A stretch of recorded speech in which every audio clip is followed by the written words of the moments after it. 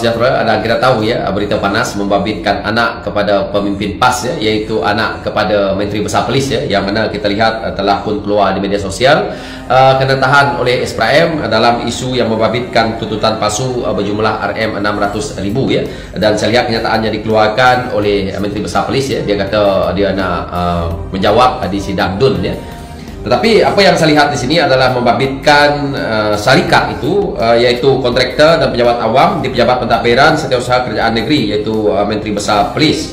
Dan kita lihat perkara ini membabitkan ya, projek yang membabitkan Kerajaan Negeri Polis itu sendiri. So saya melihat apabila perkara seperti ini berlaku, dulu macai-macai mereka, walaon-walaon, dan juga kita lihat ya beberapa pemimpin PAS juga ya mengkritik tindakan apabila Datuk Seri Anwar Ibrahim hendak meletakkan Nurul Izzah sebagai pembantu dan akhirnya dikecam. Tapi hari ini kita lihat ya, pimpinan PAS, pemimpin Perikatan Nasional ya, mereka boleh mengambil anak mereka, saudara mara mereka, sepusakat mereka, mengambil projek tender, bekerja di dalam kerajaan negeri, tidak menjadi isu. Inilah sikap mereka. Daripada mana mereka ini kata PN best dan stabil? Saya juga nak merujuk kepada seorang ya baruah yang saya lihat selalu mengkritik Datuk Seri Anwar Ibrahim, juga kerajaan yang ada hari ini, seperti Cikgu Bat, Papa Gomo. Sekarang ni patutnya mereka ulas ya, kenapa SPRM menahan anak Menteri Besar Polis ini? Kenapa mereka senyap? Mereka dok kata kerajaan yang ada hari ini rasuah, penyelewengan. Tetapi saya belum lihat kerajaan yang ada hari ini ditahan oleh SPRM. Dan dulu waktu kita jadi pembangkang pun kita tidak pernah ada pemimpin yang ditahan oleh SPRM seperti mana yang berlaku hari ini. Jadi ini jelas bahawa PN best stabil itu pembohong, jadi ke laut. Jadi kalau kita tengok hari ini, mereka ni semua sebenarnya geng-geng yang terpalit ya, dengan taik juga. Sebab itu waktu mereka jadi kerajaan dahulu, kita tengok pembaziran berlaku begitu besar ya di kerajaan Perikatan Nasional itu, yang mana boleh mencecah ya hutang negara sehingga 1.5 trilion. Ini adalah disebabkan oleh ketirisan besar. Hari ini semua dah sendak perut, semua dah sakit otak kerana Datuk Seri Anwar Ibrahim jantas besar-besaran rasuah yang berlaku.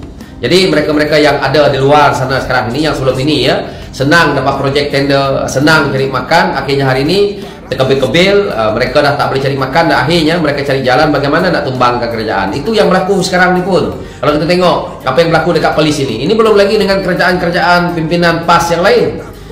Berapa banyak ya sepusakat mereka bekerja dalam sektor kepimpinan mereka yang membabitkan kerajaan negeri itu. Yang mereka nampak hari ini salahkan PMX, yang mereka nampak hari ini salahkan kerajaan. Jadi saya harap geng-geng Papa Gomo, geng-geng Badut, geng-geng Perikatan Nasional ni sekarang ini kamu jawab isu ini. Dan saya harap Harakah juga terangkan, jelaskan kenapa apabila media nak bertanya kepada mereka tentang isu anak Menteri Besar Polis ini, kenapa apabila Menteri Besar Polis kata nanti dia nak jawab dalam sidang DUN, kenapa boleh diterima oleh rakyat? Apabila Datuk Seri Anwar Ibrahim ya menjawab isu Fahas, orang kata pula bahawa isu ini membabitkan dia pernah ya menjadi setiausaha sulit Perdana Menteri, dan konon-kononnya rakyat ingin tahu. Sekarang ni rakyat ingin tahu, kenapa nak jawab dalam sidang DUN? Mana orang-orang yang kritik kerajaan yang ada hari ini? Jawablah dengan media, rakyat nak tahu sekarang ni. Jangan cerita dalam sidang DUN. Ini yang kita tengok sekarang ini. Kalau PN memerintah, kalau kita ada lagi tali-tali barut yang ada dalam kerajaan yang ada hari ini duk menghentam kerajaan, maka hari ini patut mereka hentamlah.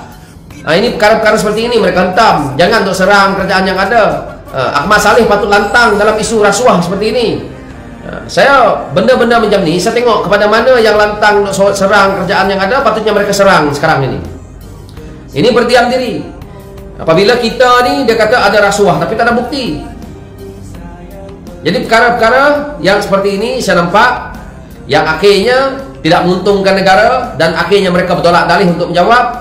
Nak jawab dalam sidang DUN, ini kes luar yang mana dah membawa kepada penahanan SPRM, dan akhirnya patutnya jawablah dengan media. Tak payah nak jawab secara tertutup dalam DUN.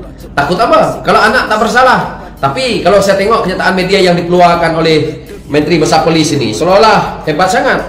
Yang mana saya tengok apa yang dijawab di sini. Suruhanjaya Pencegahan Rasuah Malaysia SPRM menahan anak Menteri Besar Polis Muhammad Sukri Lamli yang membantu setan tuntutan palsu berjumlah RM600,000. Anak lepas itu tahan bersama 6 lagi orang lain, termasuk pegawai kanan pejabat Menteri Besar Polis. Dan siasatan dipercayai juga menjurus kepada tuntutan palsu terhadap kerja yang tidak dilaksanakan. Maksudnya kerja itu tak buat tapi buat tuntutan palsu. Tak mungkin Pak Ustadz menipu bukut, kan? Suspek yang ditahan itu dipercayai berperanan sebagai pemilik syarikat kontraktor dan pejabat awam serta pejabat pentadbiran sektor usaha kerajaan negeri dan pejabat menteri besar polis. Ini semua berjangkut paut nih. Jadi saya lihatlah kenyataannya dikeluarkan oleh menteri besar polis juga, yang seolah-olah ya dia melihat kepada anak dia ini tidak bersalah. Kalau saya lihat di sini jawapan-jawapan yang diberikan oleh menteri besar polis ya, seolah-olah ya anaknya ini cuma disiasat SPM dan tidak ada kena-mengena dengan kesalahan yang telah pun berlaku. Jadi saya harap mana-mana pimpinan PN ataupun baruah-baruah mereka ataupun ya orang daripada pimpinan UMNO yang selalu mengkritik kerajaan yang ada hari ini, patut hentamlah benda ni. Jangan tunggu lagi asyik nak menyerang kerajaan aja, tetapi mereka terpalit dengan perkara-perkara yang lebih parah lagi. Kalaulah mereka boleh jadi kerajaannya, saya ingat ya, macam-macam lagi projek tender yang mereka nak sakau, nak ambil daripada rakyat, dan akhirnya mereka mengaut keuntungan dan akhirnya jual lagi agama, jual lagi kaum. Ini semuanya kita tengok. Kalau mereka dapat jadi kerajaan negeri, kerajaan pusat, apa akan terjadi? Rosak negara kita ini. Saya pun malah nak ulah panjang-panjang, kawan-kawan pun boleh baca di ini, tapi saya kritiklah isu ini. Saya harap Cikgu Bat, saya harap Papa Gomo, mana lagi yang lain, tolong beritahu dekat rakyat bahawa macam mana perkara ini boleh berlaku. Bila Anwar nak ambil Nur Izzah bekerja tanpa bayaran, semua duk mencacak, melompat seolah-olah mereka dah terbaik. Apa nak jawab sekarang ni? Mana Ketua Pemuda PAS yang duk lantang baru-baru ni? Mana Ahmad Fadli Sari? Mana lagi pimpinan-pimpinan PAS yang lain? Keluarlah, kamu orang punya kenyataan dalam isu ini, supaya rakyat juga faham apa sebenarnya terjadi. Jangan berdiam diri. Setiap kali ada kes, mulalah diam diri. Inilah penipu mereka ni. So itu saja ulasan saya. Sekian, terima kasih. Thank you. Siapa yang menang belum tentu gemilang. Penyamun yang cukupkan bilang prinsip semua tolak tepi. Masing-masing sudah lupa diri. Penyamun pun nak selamatkan diri. Demi rakyat, demi umat, itulah